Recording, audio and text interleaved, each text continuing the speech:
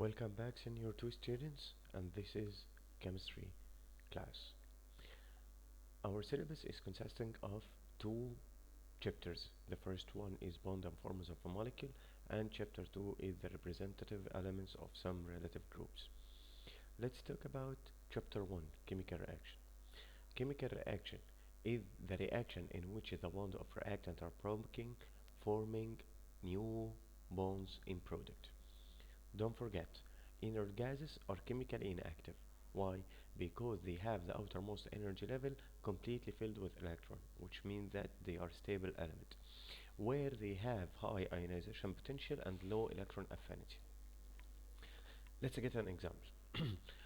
On mixing iron flakes with sulfur, the result will be a mixture, not a compound. Why? Because the reaction takes place between sulfur and iron on heating. So if we heat a mixture between iron and sulfur, the result will be ferrous sulfide. This compound is resulting from the reaction between iron and sulfur. Okay, so what are the type of bonds? We have mainly two types of bond. The first one is ionic bond. The first one, sorry, is uh, chemical bond, and the second is physical bond. Chemical bonds have three types. The first one is coordinate bond, the second is ionic bond, the third is covalent bond. While the physical bonds are metallic bond or hydrogen bond. Let's talk about the ionic bond.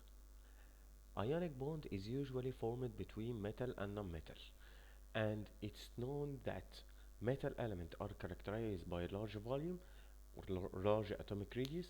Accordingly, their ionization potential is very low, so this facilitates the loss of electron of the outermost energy level electron. And after losing this electron, the metal atom it changes into positive ion, which means cation, and it reaches the electronic structure to the nearest noble gas in the periodic table, next preceding noble gas in the periodic table. On the other hand, non-metal are characterized by their small volume. Accordingly, their electron affinities are high. That means that they are easy to gain an electron, and then they change it into a negative ion or anion, which have the same which have the same electronic structure for the nearest following noble gas. Consequently, as the electrostatic attraction force arises between cation and anion, this attraction force is called an ionic bond. That means that the ionic bond has no materialistic existence, so we can't catch something which is called the ionic bond. Let's get an example. Sodium, for example, its atomic number is 11, so its electronic configuration is 281. In the chemical reaction, its sodium tendency to lose an electron, the outermost energy level electron, and changes into cation, which have the electronic configuration of 2 8.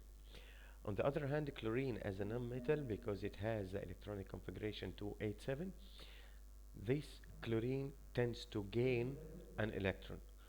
After gaining this electron, it changes into anion, which had the electronic configuration of 288. The attraction force resulted between positive ion of sodium and negative ion of chlorine, resulting from forming table salt, which has the formula NaCl. Don't forget, the ionic bond is formed between atoms when the difference in electronegativity between them is higher than 1.7. As the difference of electronegativity between the atom increases, the strength of ionic bond increase, which increases the melting point, the boiling point, the degree of conductivity. Let's get an example for three compounds like sodium chloride, magnesium chloride, and aluminium chloride. In the following table, we have the three elements with their electronegativities. For example, sodium, its electronegativity is 0.9. Magnesium, its electronegativity is 1.2. Aluminium, its electronegativity is 1.5. And chlorine, its electronegativity is 3. That means that chlorine is a non-metal atom. Excellent. According to the difference in electronegativity between sodium and chlorine to form sodium chloride salt, the difference will be 3, which is the electronegativity of chlorine, minus 0.9, which is the electronegativity of sodium. The result will be 2.1. For magnesium chloride, for example, the difference will be 1.8, and for aluminium chloride, the difference will be sorry, and for aluminium chloride, the difference will be 1.5. Notice the difference in melting point and boiling point for the three compounds. For example, the melting point of sodium chloride is 810, the magnesium chloride is 714, aluminium chloride is 190. Those difference in those differences in the melting points of the three compounds resulting from the differences of the difference in electronegativity. And again, for boiling point, for example, the boiling point of sodium chloride is 1465, for magnesium is 1412, for aluminium chloride it changes directly to gaseous state, so it's sublimate, not melt. So the the difference in boiling point also resulting from the difference in electronegativity. According to the electrical conductivity, sodium chloride is very good conductor, magnesium chloride is good conductor, aluminium chloride doesn't conduct electricity because it's a covalent compound and the difference in the electronegativity is less than 1.7. So from the previous we can conclude that if the difference in electronegativity between the elements compose the compound is more than 1.7, so the compound is ionic compound. What about the general properties of ionic compounds? First, let's talk about the structure. These are crystals that constructed of collection of cation and anion bounded by electrostatic attraction force in the crystal lattice containing the ion and regular in a regular pattern. What does it mean? That means that each cation is attached to anion. After that is anion, cation, anion, cation, anion, cation, anion. According to this order, the crystalline structure of ionic compound is formed. This is number one. Number two, according to the melting and boiling points, ionic compounds generally have high melting and boiling points because the great amount of energy needed to break the bond found in the crystal lattice of the compound to overcome the strong electrostatic attraction force between cation and anion. That's all about the ionic compound. What about covalent compound? Covalent compound formed between atoms of non-metal of the same element or even different elements. But notice, it has to have a difference in electronegativity less than 1.7. And this covalent compound consists of three types. The first one is pure covalent, like for example O2, H2, Cl2, F2, Pr2.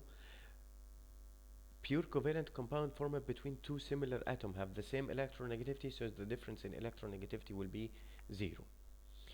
In this case, the two atoms have the same electronegativity, same ability to attract the electron, that the electron pair spent at the same time in the space between the two atoms. This is a pure covalent compound.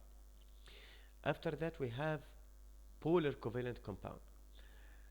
Polar covalent compound formed between two atoms have a difference in electronegativity less than 1.7 and more than 0.4.